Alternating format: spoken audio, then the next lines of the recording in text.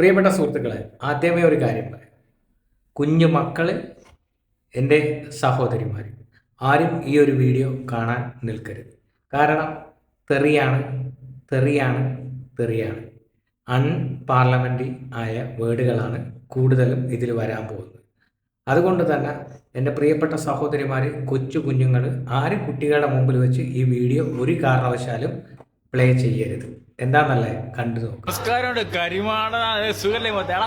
തള്ളയ ഓളി പുണ്ടച്ചി മോനെ, തള്ളയ ഓളി പിണറായി വിജയ, തള്ളയ ഓളി സ്വന്തം മോള മുഹമ്മദ് റിയാസിന് കൂട്ടിക്കൊടുത്ത തള്ളയ ഓളി പുണ്ടച്ചി മോനെ, തള്ളയ ഓളി പിണറായി വിജയ, സഹാബ് വി എസ് അച്യുതാനന്ദന്റെ കുണ്ണ എടുത്ത് ഇരുന്ന് വായിലിടണം. തള്ളയ ഓളി പുണ്ടച്ചി മോൻ, നിന്റെ മോളെ കൊണ്ട് കൊടുത്താൽ കുഴപ്പമില്ല. തള്ളയ ഓളി പിണറായി സഹാബ് വി എസ് അച്യുതാനന്ദൻ സഹാവാനും തള്ളയ ഓളി, ഇവിടെ കൊടുപ്പ് തള്ളയ ഓളി, ഇവിടെ കണ്ണൂരുള്ള തള്ളയ ഓളി കുണ്ടച്ചി മോനെ, പിണറായി വിജയ, തള്ളയ ഓളി, തള്ളയ ഓളി പിണറായി വിജയ, തള്ളയ ഓളി, തള്ളയ ഓളി പിണറായി വിജയ, സഹാബ് തള്ളയ ഓളി, സഹാബ് വി എസ് അച്യുതാനന്ദന്റെ കുണ്ണ എടുത്ത് സമയം കിട്ടുമ്പോൾ നീ ഇരുന്ന് വായിലിട്ട് ഊമ്പി കൊടുക്കണം. തള്ളയ ഓളി കുണ്ടച്ചി മോനെ, നീ സഹാവാടാ. തള്ളയ ഓളി പിണറായി വിജയ, തള്ളയ ഓളി.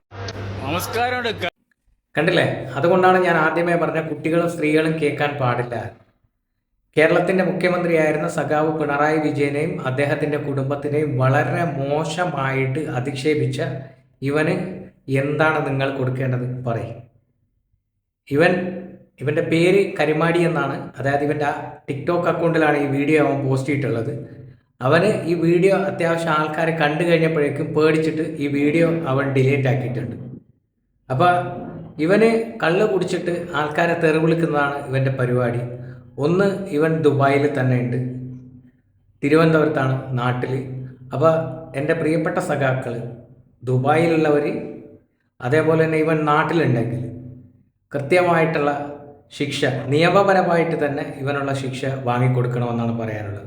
നിയമപരമായിട്ട് തന്നെ ഇവനുള്ള ശിക്ഷ വാങ്ങിക്കൊടുക്കണം എന്നാണ് പറയാനുള്ളത്. എല്ലാ പ്രിയപ്പെട്ടവരും, ആദ്യമായി ഈ വീഡിയോ എനിക്ക് പങ്കുവെക്കേണ്ടി വന്നതിൽ, അല്ലെങ്കിൽ സോഷ്യൽ മീഡിയയിൽ പങ്കുവെക്കേണ്ടി വന്നതിൽ എല്ലാവരും എന്നോട് ക്ഷമിക്കുക. കാരണം ഈ വീഡിയോ പലരും വന്ന് ചോദിക്കും, അവരെന്താണ് പറഞ്ഞത്, എന്താണ് പറഞ്ഞതെന്ന് ചോദിക്കും.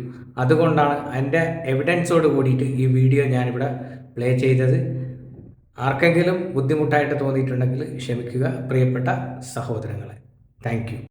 നാട്ടിൽ ഈ ചങ്ങാതി തിരുവനന്തപുരത്താണ്. ഈ അടുത്ത് നാട്ടിലുണ്ടായിരുന്നെന്നാണ് ഞാൻ അറിയുന്നത്.